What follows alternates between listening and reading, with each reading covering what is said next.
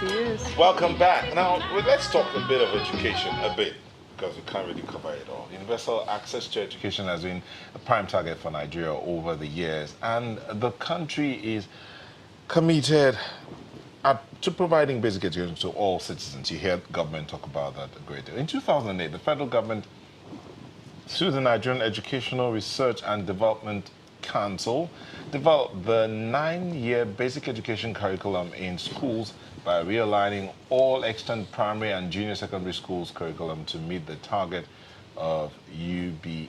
In 2012, the 9-year basic education curriculum was revised and its implementation kick-started in 2014.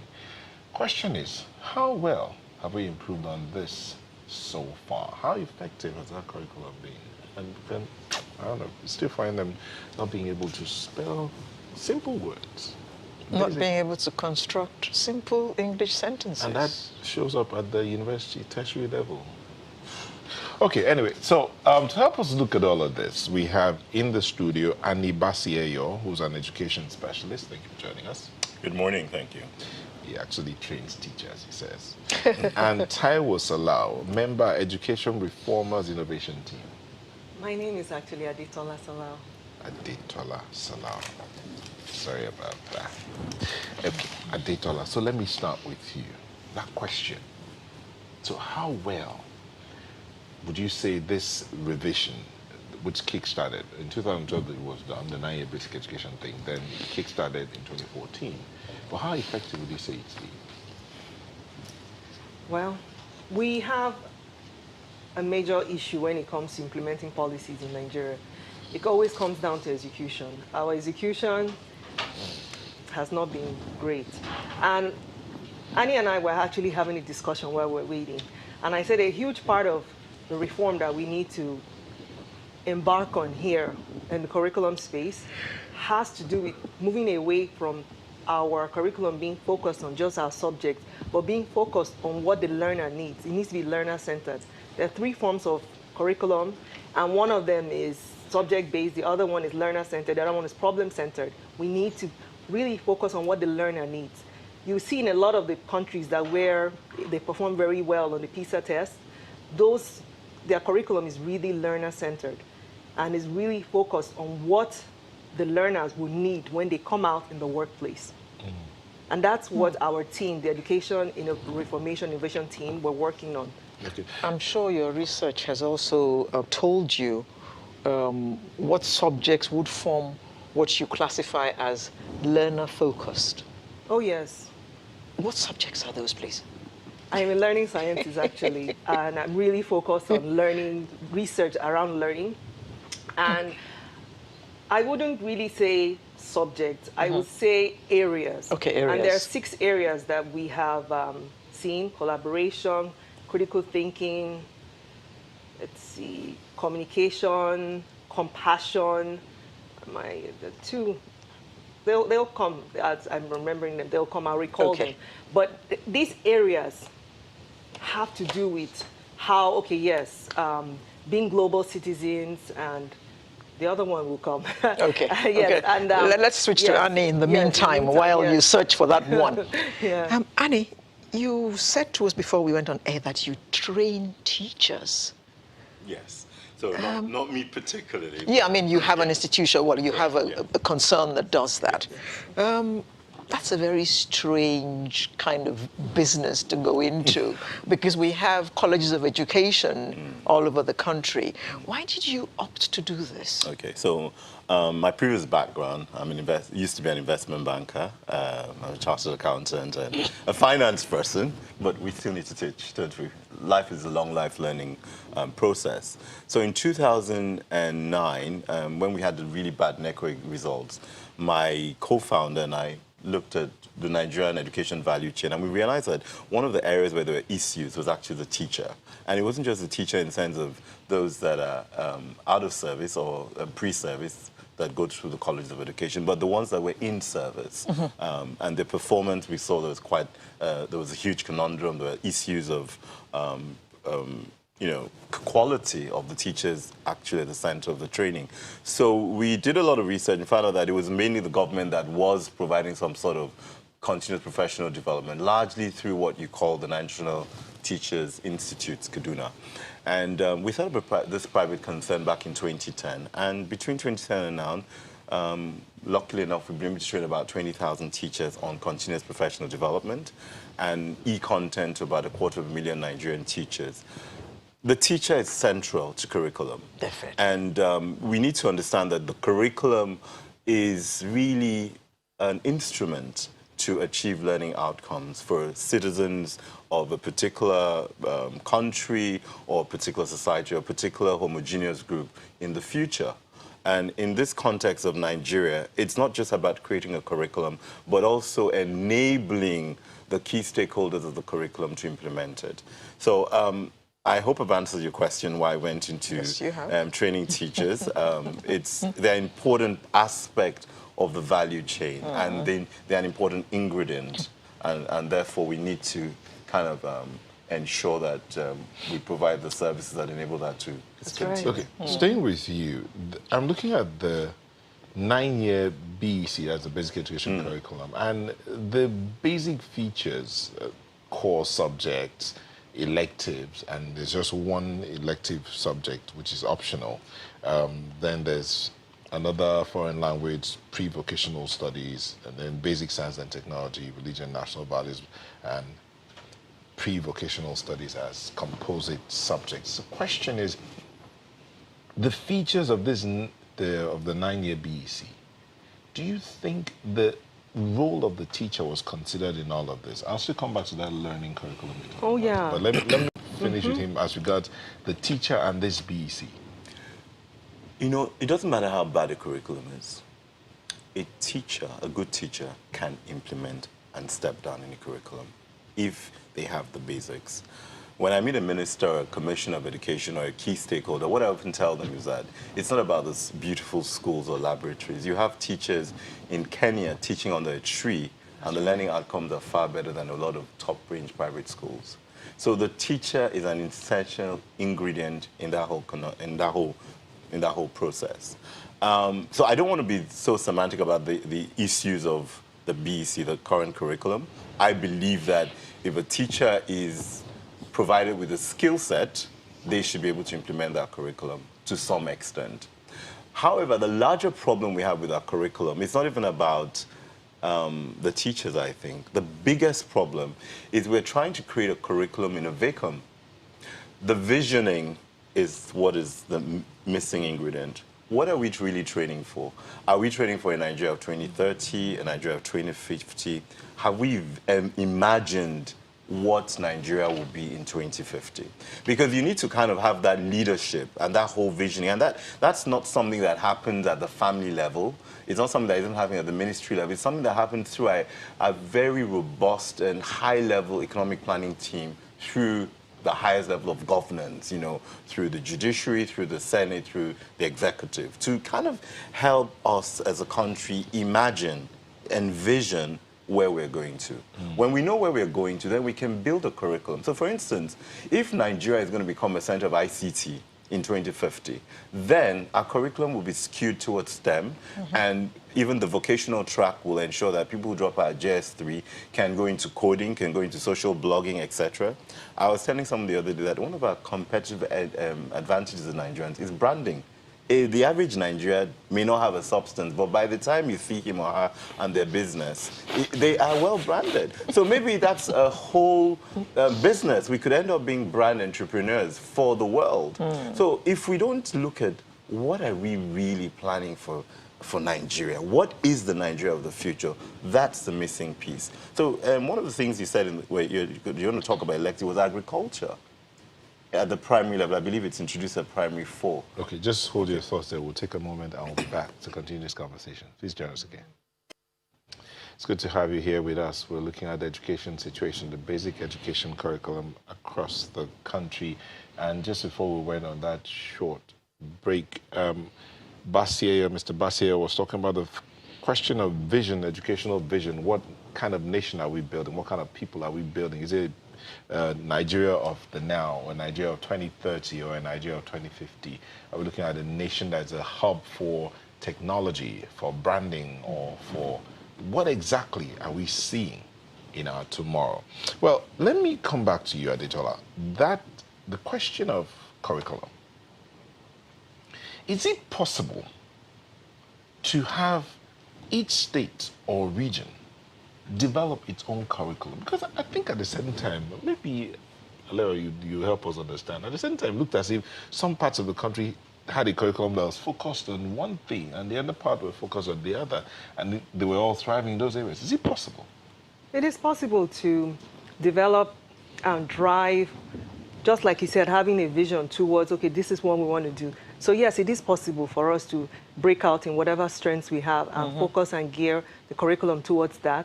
Because like I said, what curriculum is about is setting up subjects towards learning outcomes and making sure that you are delivering meaningful and effective learning. That's what it really is in essence. So you want these students to come out and become car manufacturers. You want them to become people who develop computers.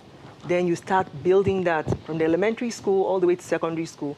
By the time they're in, well, actually, we won't even call it a high institution. Let's just be general. They'll be prepared. They'll be ready. So yes, it is possible to break out. But the issue is, are we beginning to talk and engage in conversations around that? I think it really comes down to, I know we say it comes to the national level, but it also comes down to us as a people. We have to decide, do we want this? Is this important enough to us? Are we thinking about what's going to happen to our children? Our children are no longer just competing here in silos in Nigeria alone. They are competing against people across the world, because the future now is freelance, and it means you're no longer sitting down in an office working by yourself. You're working with people all across the world. Sometimes you're working in this gig by yourself. In fact, I call it the gig economy, and I know a lot of people term that. I was at a conference in Europe, in Germany, and that's what we're talking about, that the economy now of the future is the gig economy, which means you're doing this short amount of work, and then this is what you're supposed to execute, then you finish, and then you move to another one. They're going to be competing with people all across the world doing this virtually, on the computers, on their phones. So we have to start equipping them for that. That's the future of work. Now, let me stay with you, Adetola. We often hear that our graduates are unemployable, not because they're not knowledgeable, but because their knowledge is not relevant to the requirements of the job market. What is happening regarding that? Are we changing our curriculum to suit the needs of the market so that when these kids get out of school, they can easily get jobs? That's why I said there are 3 types of curriculum: subject, learner, and problem-based. We need to shift from being subject-based to being more about the learners and eventually problems. Because really what the whole world is geared around now is geared around problem solving. What excites us so much about Tesla, the electric cars, they solve the problem. Instead of us worrying about fuel for our cars, we can just easily charge them and plug them and go. So our children need to be geared in our classrooms to start thinking that way. And that's, in fact, we're talking about curriculum. Remember I mentioned the 6 C's? That's one of the things we're not doing. We're not raising critical thinkers. We're not raising creative thinkers. And he mentioned something which was one of the C's, constant learning. We need to also teach them that, look, you finish school, it's really not finishing the way we were taught it's finishing. You're constantly upgrading yourself, you're constantly learning. I'm sure he agrees with me on this. A lot of the learning that takes place nowadays is online, either by YouTube or these courses from these universities all over the world. You go there, you brush up on skills, you read. Even when you're reading your books, you're upgrading yourself. So we need to start infusing and imbibing our children with this. That's why they're not able to cope. That's why you're seeing these our graduates frailing and not being able to adjust. And unfortunately, what happens is a lot of these organizations, quote unquote multinationals, they go and export people to come here to do jobs, or import, sorry, export is out. Export, import, yeah. They go and import people to come in here and now take jobs, well, I shouldn't, do jobs, do jobs that our graduates should be able to do. Yeah. So the key thing now is how are we going to make sure that we equip our children with those skills so that they are able to do those jobs, carry out those jobs. And you spoke about the vision of where we want to be, maybe 2030, maybe 2050. Maybe you can give us some suggestions regarding that vision, because I readily think about India And I recall that all the CEOs of all the big IT companies in the world, they're all Indians from the Institute of Technology in India. I mean, what kind of advice would you give so that we'll narrow down our vision and focus on it? I think there are many parts to the equation, but perhaps I start with maintaining the integrity of this geographical piece called Nigeria. And that means that we must celebrate our diversity, and we must see our diversity as a very strong advantage rather than as a disadvantage. So if I bring that to the curriculum, in the curriculum we have promoted only 3 Nigerian languages. But we forget that a larger part of the country are made up of minorities in the south, in northern parts of the country, and we are not helping them imbibe their mother tongue. So we're not being inclusive. So in the Nigeria of the future, we need to encourage people to identify their mother tongue, identify their local identity, but still remain Nigerian. So I think that's something that should come through the curriculum from early years through primary education. The second thing is agriculture. Agriculture, we make so much noise about agriculture, but when you look at the curriculum, we are training people how to plant plantain, yam, and beans. But we're not giving people the knowledge about becoming agripreneurs, people who become, with the mindset of, let's solve our food security issues. Let's start to build competitive advantage in certain areas. Technology also, the research coming out shows that we have the scale for technology in this country, and that's another place that we could develop key components. So it's, in summary, one is peace and diversity, and just being confident as Nigerians and knowing our culture and our history. The second is now looking at streams of potential income where we could grow industries of the future. She's mentioned the gig economy that will be largely around technology. Logistics is a huge issue. And this country sits in a very vital strategic position to serve sub-Saharan, the West African market. So of course the knowledge of French is important if you are really going to break into those key markets right from here through Cotonou down to Dakar. So those are things we need to take into cognizance. Again, you look at a lot of our people are traveling to China to do business. Do they have a knowledge of Mandarin? Do we think Mandarin should be in our curriculum? So we need to look at things in that totality and not just copy a UK or American curriculum, but look at what will work and what will make Nigeria valid as a nation in 2030 and 2050. On the other hand, you have a lot of people in the nomadic communities, the pastoralists, the fishermen, the migrant fisher folk, and the migrant farmers. And under the SDG goals, we shouldn't leave them behind. How does our curriculum harness those opportunities? Those are things that enable us to create a proper visioning for educational roadmap. Okay. You wanted to add something? Yes, I wanted to add that while we're on that, one of the things that we're envisioning when we created this team, and he's a part of our team, our education innovation team, was making sure, just like he said, we don't leave any children behind, and creating a Nigeria that we all are excited and reverent about, like, wow, this is fantastic, and solving our own problems here.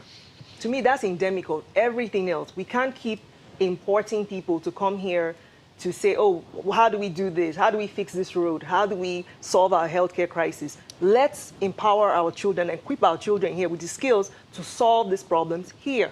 You'll be shocked what they're able to do even at some very tender yes, ages. They're able to deal with some major problems. But the thing is, in terms of the content of our curriculum,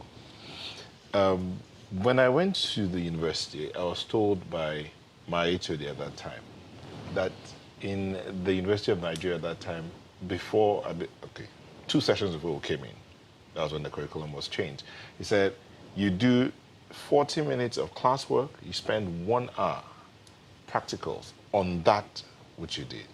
You do, and this is a social science department, so you do 40 minutes, spend 1 hour practicals. You do 40 minutes, you spend 1 hour. So it's ingrained in you. But then it was changed and was now taken to another level. So it was now a national curriculum and we had to follow it through. That's why I asked the question about, is it possible to break it down? But the content. So, in the content of what we're in the curriculum we have now, you hear certain terms that our children may not be able to relate with. Some things about sexual education, some terms that are used there. How do you get our children to buy into this? Are these the things they should be learning now, or should they be looking at innovation? Innovation simply is what people always think when they hear the word It's innovation. tech. Oh, it's something tech and it's something new. Actually, innovation is just doing things differently. So this is how we've been teaching our children. Yes, I just got a perfect example in my mind. We're so used to every year they give the children this textbook, and then the next year we take the textbook from them, another one. Why do we have to do that? Why are we still having our children carry around these heavy textbooks when majority of them now are holding these phones? We can put them on ebooks, and ebooks are easier for you to adjust and say, okay, there's a new edition, let's just change this, than you having to take that old book and then becomes redundant and then throw it away. As an educator and as a parent, just thinking of all those wasted books, it irks me, because I'm like, oh my God, all that knowledge, So imagine if it was on the phones or tablets, just quickly update them, they review them, and they utilize them. My son said something to me the other day about how he was so excited that now in the English class, instead of them focusing on writing notes, is more interactive because they're using the interactive board and the teacher is engaging them. They are coming up to the board, they're using it, they're going over the notes, they're reviewing. I'm like, yes, that's what it's really about. It's not about writing all those notes and flipping through those notes. It's about the students actually having a robust conversation about what they're learning and engaging with it. That's when learning becomes effective. And I'm like, yes, that's what we want to hear more of. That's what we want to see more of. Okay, but what about the content that they are engaging with? Is that not a problem? The content they're engaging with, it needs work. We all agree on that. And this is where what he said, I also work with teachers, I train teachers. Once we build the competency levels of our teachers, oh my goodness, a lot of things will really change. Can I just hit on something so that the audience don't, I think the scenario she painted was very apt, but it's very reflective of urban private schools. So when we say innovation, I think that works well, but you need to always localize innovation. So in the village, in the rural areas where they don't have tablets and phones, there are other types of innovation that could come in handy. For instance, you have where again, it boils down to competence of the teacher, activity-based learning, using simple things in your locality to teach. You can use oranges and bananas. You can use sticks and what do you call it? Bottle tops. Bottle tops to teach basic arithmetic. Yes. So innovation doesn't always need to involve a tablet, a handset, because there's a dichotomy in our education sector. We've got the private schools and we've got the public education sector. And we also have the rural versus urban divide, that when you go to the villages, there is a lot of resource constraints. But if our teachers the skill sets are developed, they can still work within the parameters of whatever they have to really upscale and ensure learning outcomes are achieved. And before you come to my question, you also asked about if curriculums could be somewhat localized. Curriculum should be learner-focused, so in that context can be localized. But we always are tracking national competitiveness and results and assessments. So if we depart from a national curriculum, say in Cross River State or in Borno State, then when you come to do common entrance or your key checkpoints are JSS and SS3, there'll be a lot of regional variations. And for that reason, we sort of must still have a national framework. And in the context of national policy of education in Nigeria, the federal government is responsible for that policy. Yeah. Okay. Now, there's a contribution from Guaman Dalong, and he says we need to emphasize less on speaking good English and focus more on making our languages more functional. Note that making a beautiful suit or coupling the most exotic car, crafting the most beautiful furniture has nothing to do with English language or grammar. We must find a way to henceforth make our languages instruments of functional education rather than languages of gossip. What I'm writing here ask the Chinese, he says, the Igbos have achieved success in this enormously. He has a point. But, point is, most of these exams still have to be written in English. Communication, that's what I was going to say. Communication is one of the critical skills for the 21st century. So whether you like it or not, you must communicate in the lingua franca, the common lingua franca. Yes. And whether we would like to accept it or not, across the world, English is the most commonly spoken language. So I have an idea. I think every Nigerian should speak good English. I think it's important because you want to compete favorably internationally. I think we should encourage us to have a good modicum of the French language because we're bordered by French neighbors, and if we want to control or do business in this ECOWAS region, French is important. I think that it's important to learn not just one of the 3 Nigerian languages. I think we should also encourage people from the 3 major groups to pick up one minority language, or at least catch phrases. So you go to South Africa, you see people that speak out of their 11 national languages, people speak 7. So I don't see why Nigerians cannot be encouraged to develop their mother tongue and at least learn one other language. So if I'm Hausa, I learn Hausa, but then I pick maybe Idoma. If I'm Efik, which I am, I learn my Efik word, but then pick Yoruba. What languages does? It builds diversity. It builds the linkages. So we should really understand, why are we learning a language? What's the purpose for it? It's to communicate, and it's to foster that connectivity. The truth is that if you get to meet anybody whose language you speak, even if it's just a couple Affinity. of words, there's that. that's why cohesiveness. Immediate, Yes, that's what I was thinking when he was talking. Yeah. Cohesiveness. Yes. Yes. So in building a united Nigeria, we need to get back to the language. Yes, language. Even though we all speak English. But see this one.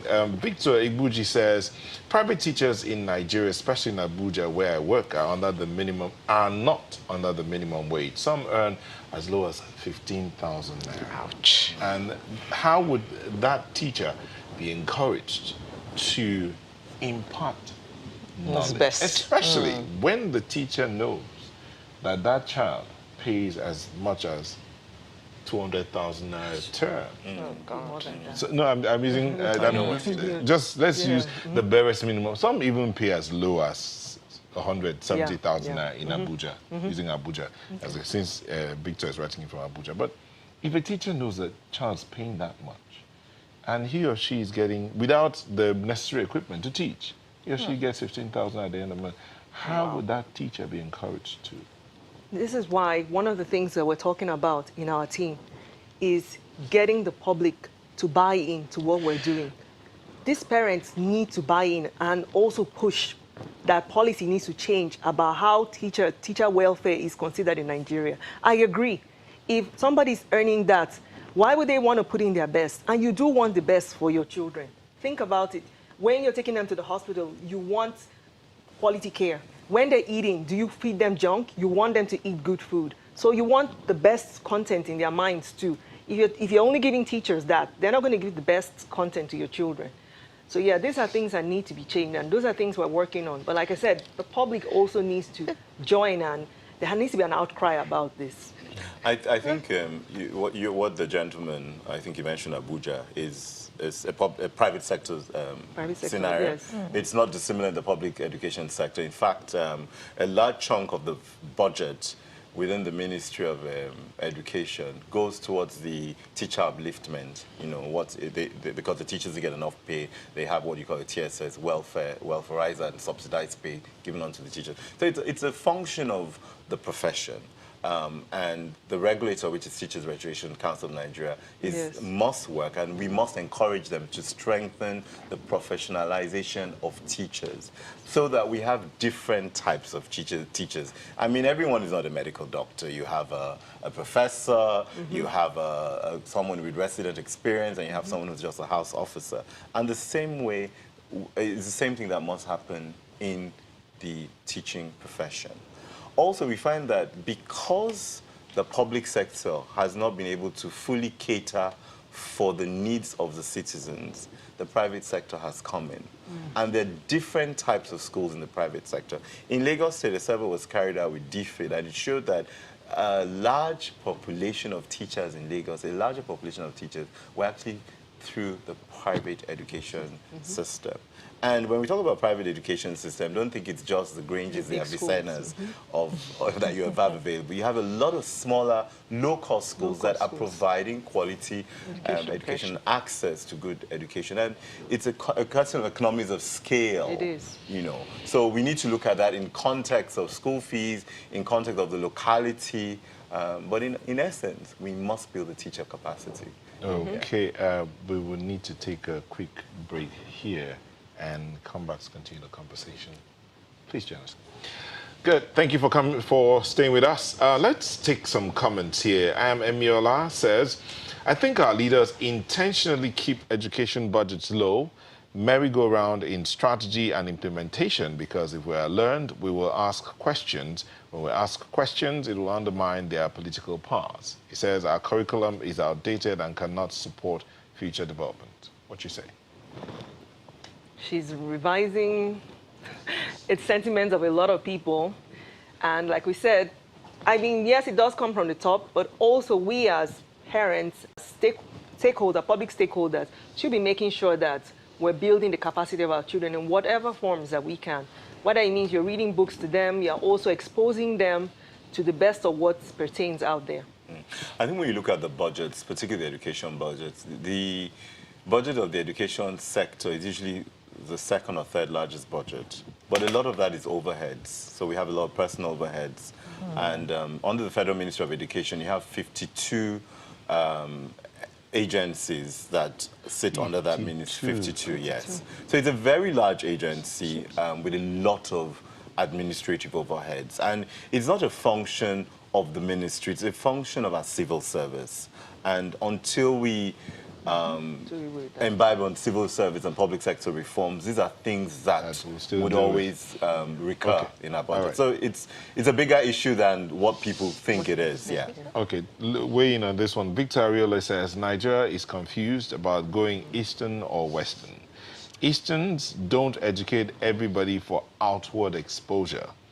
Westerns educate everybody to find their level, either remain inward or outward. Okay. I think it's even a function of a dysfunctional education. I like that. Yeah, dysfunctional, yeah. When we think we must go east or west. I really respect Paul Kagame for, with all due respect, what he's done in Rwanda in the last few years has been remarkable. He's not gone west, neither has he gone east. He sat down to look at what Rwanda. Yes. And I think that's what we're saying, that we're well educated. We should stop imagining that the West or East should define us. We should pick and define what works for the Nigeria of now and the future. It's working in Rwanda, and people tell you Rwanda is a smaller country. Fine, it's a smaller country. So if it can work in Rwanda, then it should work in our 36 states, and by default, work in the larger Nigeria. Okay. All right. See this one here. Olaolu Aleshinloye. I hope I pronounced that well. It says, I think it's important to say that total shift from primitive way of teaching to what is attainable in present day. It says, I wonder why my biology teacher would ask me to draw grasshoppers then, when Chinese students were busy practicing how to create equipment and gadgets. And he says 101% emergency should be declared in the education sector. So he's talking about what's obtainable now and what used to be. That's the sad thing. What's obtainable then is still what we're using a lot of times still now. So that's what we're talking about, that we need to change. Last week, okay, we're still in last week. This week, I went to 3 public schools, because like you said, it's not enough just to go to the private schools. In fact, the heartbeat of what's going on, you see it in the public schools. And I'm still seeing our children still writing lots of notes, still talking about things that used to obtain in the 70s. And I'm thinking, why are they not talking to them about engaging their minds and questioning what they're learning? Why are they not talking about what's happening here? How do I go back, iterate from the backwards forward? You know, why are they not doing things like that? Problem solving, like I mentioned earlier, because it's only from problem solving that you begin to create change. That's not happening. They're still drawing grasshoppers, like he said, instead of actually creating prototypes. And those are some of the things that I do with the social innovation enterprise that I have, I work on infusing and equipping our children with these skills. I talk to them about questioning, asking, making what they're learning relevant. Like, guys, you have to look around you for opportunities. You need to start thinking, because that's how you begin to see connections. You think. You know, the first impression I got when I entered university was that there was no right or wrong answer. Give your answer and logically prove it. That's right. That's what I call thinking. That is thinking, yes. It may be the wrong answer to the teacher, but depending on how you marshal your points and your final conclusion, it may be the right answer. That's right. It shows that you are thinking. You're thinking, yes. And I think that, you know, we mentioned a lot of things here about the work environment, connectivity with the real sector. That's what the problem is. You know, you're involved in mentoring or interviewing youth. It's a challenge. There's the whole absence of responsibility, accountability, and critical thinking.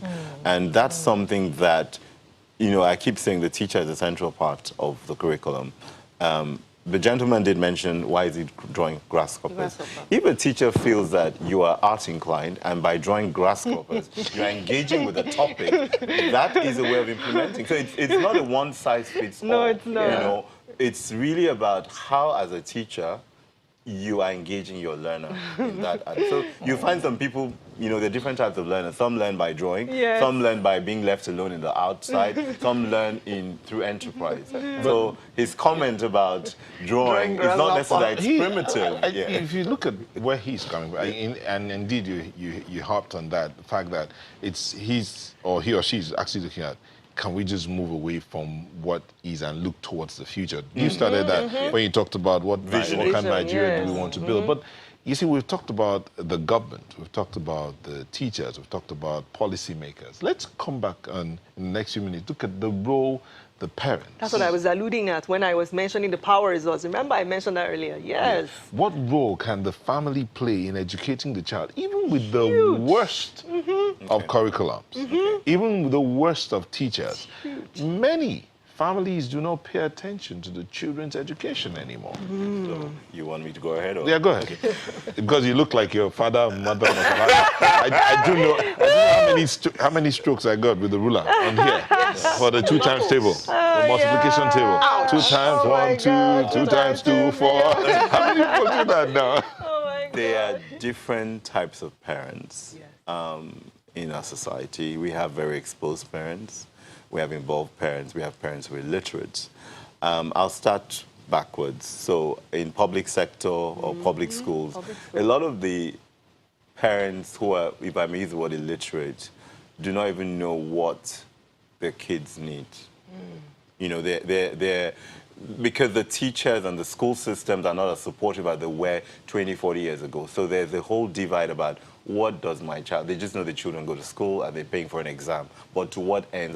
There are no PTA engagement in those typical grassroots public schools. So it's whatever the teacher says, whatever the school says. So the parents are not, whatever the child says, the parents. Now, on the other hand, in our urban cities, we have a lot of parents that have outsourced the upbringing of their children to schools and domestics in the pursuit of the proverbial flea, as it were. And it's something that you as a parent, it shows where the value systems are, that maybe we value more of making money as opposed to a legacy. And I think it's something we need to look inwards. So the parent must play a role. Even in my kids' school, I hear people always complain. There's no perfect school. People always complain. No, there's always something. If you go to Eton, there's always. So as a parent, you must realize what is the capacity of your child. You must help your child discover their God-given talent and where they vision for your child, where they should go to or where they will go to. It's a journey. And when you find that journey, you help work in a tripartite relationship with the teacher and the child to enable that child get on his journey. And that is what brings the parent-child connection. Because when you leave your child out there, your child will one day become a man or woman, the connection will be there. The connection is in that discovery adventure, learning together. My son's tutor said something to me the other day, which is extremely poignant. He was like, each day your child comes home, ask him what he learned and engage. So it's not just about you went to school. What did you learn in science? Yes. How did you find it? children want also to know and share, their discoveries. We need to make it magical. We need to help them get on that journey together. And it doesn't mean that you need to have gone to Oxford or Cambridge to do that. You can do that with a simple, basic primary 6 background if you really have the love I'm and glad that intention. you qualified that, because I want to actually add that it doesn't necessarily mean that they must be literate to be able to engage with their children. Correct. I have been in programs where we engage with parents and we talk to them, and they were supposedly illiterate parents, but they really desired the best for their children. Absolutely. And they came and they listened, and they went back and they asked questions. So it really comes down to you. To me, the most important relationship is what he mentioned, the parent and child. So whenever we're talking about education, parents always remember that they are the center of it, and they are the first contact for their children. They are the ones who pass on their own values, their own desires to the children. Because whether we like it or not, they have such a huge impact on the children, both negatively and positively. So like, we can call them illiterate parents, but I like to say that it has to do with the mind. You're either enlightened or you're not. It doesn't have to do whether you've read a lot or you've not read a lot. Enlightenment is your mind. What do you want? What do you desire for this child? What do you desire for this child? Quote-unquote illiterate parents who are in the market, they ask their child, okay, what did you people do in school today now? Okay, what did your teacher say? They ask these questions, and they even ask questions to the to the teachers whenever they are pulled into the schools. I went to a public school of my ward, and I was listening to these market women supposedly asking questions about the junior WAEC exams. They were really curious. They wanted to really understand. And I said, see, people will just automatically dismiss them and say, oh, they are market women. I don't do that. I don't make those assumptions. I want to listen to each parent and now make assumptions. Because like he said, you do have, on the flip side, parents who are supposedly educated. I went to another school, a private school, and this mother who was a banker was telling me she doesn't have time to be coming there to be listening to us go on and on about her children. She had 2 children, an older one and a younger one. And according to her, she was really upset that the younger one wasn't keeping up to par with the older one. And I told her, stop that. You can't compare 2 children. They have totally different brains. They have totally different mindsets. So it really comes down to you. Professor Imonoka Enakina says, reform all educational curriculum by starting from the basics, which is having one term in a season, have all stakeholders summit, implement the summit proposals, and aggressively fund the education sector and provide the students with good resources. When he says have one term, I really would like to understand exactly, have one term where all the stakeholders come together and you're discussing this about that in any way. We have 3 terms in a regular school session, right? Mm-hmm. Yes, we do right now, currently. We should have yes. one term. I don't quite understand the It's not question. gonna work. Yeah, but I think what he's trying to say, pay more attention to the working of the curriculum, even as it is, or if you're changing it, still pay more attention to it. I think that any curriculum must be democratic. There must be democracy, democratic process in the curriculum. And this is why we're having this issue, because maybe the curriculums are developed without the involvement of all stakeholders. It's not just the policy makers, it should be the parents. We should create a curriculum and have a consultative forum, kind of workship it almost at the grassroots down. Maybe that's what he's alluding to. Yeah. So I totally agree that we must have a working curriculum presented back to the Nigerians, at various levels. Workshop it right to the very bottom level, get in input, and then it's going to be a bit more engaging. And that, I believe, is something that will work better. The other thing is that in our curriculum, I'm not sure a lot of people are aware that early years, we've been talking about basic education. Yes, basic education is the first 3 years of primary, the next 3 years of primary, and then the last being the first 3 years of JSS. There's also the early years, which is 0 to 5, and the National Council on Education has, it came out into the National Policy on Education in 2012 for implementation in 2014, that early years should now be something that is integral as part of a basic education. So hitherto it wasn't, but now it is. So now we have the 9 years, but before the 9 years, you have the 5 years. We should get the kids. Those early years are so instrumental to the success and trajectory of a child. They are. For the following reason. For special needs, That's when you carry out the best interventions. And also you get the child school ready. And lastly, that's where you embed the local identity and the mother tongue issue. So if that's really well implemented, it would reduce a lot of challenges on teachers in primary school, because by the time the child is coming in primary 1, there would have been sort of an identity. Maybe you're speaking Yoruba, you understand who you are and where you're from, and you have special needs was already picked up, and it enables a better transition point. The question... Yeah, I just wanted to add to that early years. Cognitive science has shown that that's the foundation for the brain being formed. A lot of what your brain matter is formed, connected. There are synapses connected at that stage. So it's really important. When you talked about innovation, as in doing something new with education, okay, I asked my question, but this tweet just came in here that points to that. It said, my language journey at Emogbo Jerry says, educators try to be innovative with the topics, but are restricted by, say, exams, all this within 40 minutes. Beautiful. I do know that there are some climes where there's nothing like examination.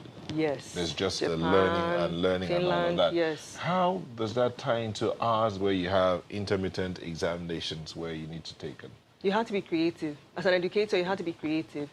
Because I'm still an educator. As an educator, I tell them, even if it's 5 minutes or 10 minutes, in that 40 minutes, you bring in something that makes your students think.